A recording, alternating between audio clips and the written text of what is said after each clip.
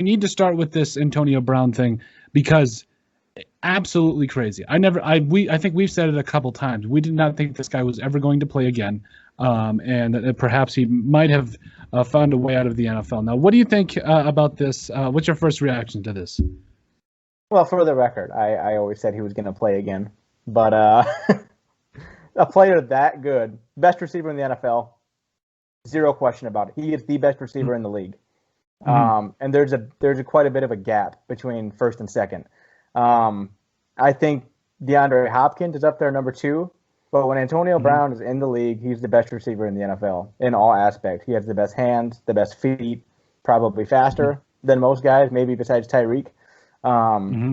This is huge for the Buccaneers, and apparently Tom Brady was really, really pushing for Tampa to sign him, and they granted his request, getting him for 1 year. It's just interesting how they're going to use him in a scheme with Godwin and Evans.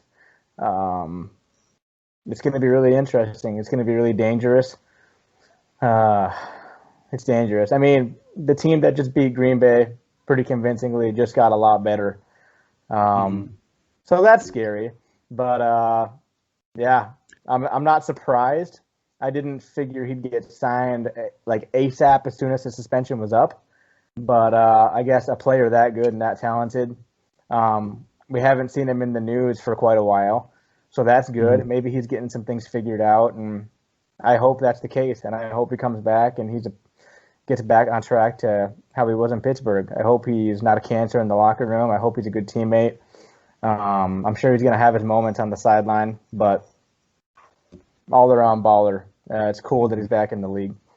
Absolutely. I agree with 100% everything.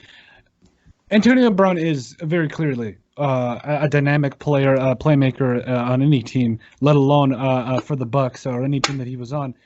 This is obviously shocking, but I also think it's necessary for the Bucs to be able to do in order to stay in that contender status. Now, the main reason for me saying this is because now they got Ronald Jones going. I think actually was it Ronald Darby, whatever. Again, going against the Packers, and they just got things rolling. And it looked great. As Ronald Jones, I apologize. Had over 100 yards. This guy just went off. He's had a back-to-back 100-yard games for the Bucs. And you give Tom Brady, a guy like Antonio Brown, who last year they were on the team for a brief stint, and he immediately threw a touchdown pass to Antonio Brown, who, like you said, is just very clearly a dynamic weapon for any team. In the last, Tristan, I'm gonna just say a stat for you real quick, and I want you to react like how you normally would. Like, let's say, like for instance, we're going to go right here.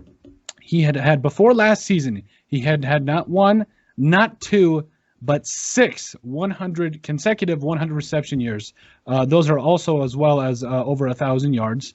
And we're talking about a guy that averages pretty much double-digit touchdowns when he's given an opportunity.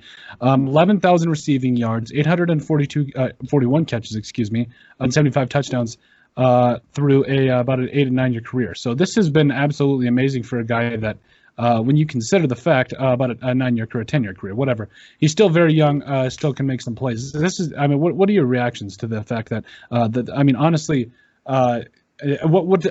honestly, you gave us your reaction, but what does every other team have to, like, how can they stop Antonio Brown? How can they stop Ronald Jones? How can they stop Gronk? Like, there's just so many weapons on this team.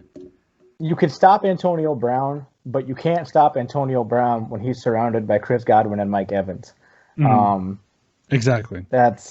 You can pick one to stop, I guess, but their receiving core is the best in the league now. I would have said it was Kansas City's, but it's not anymore.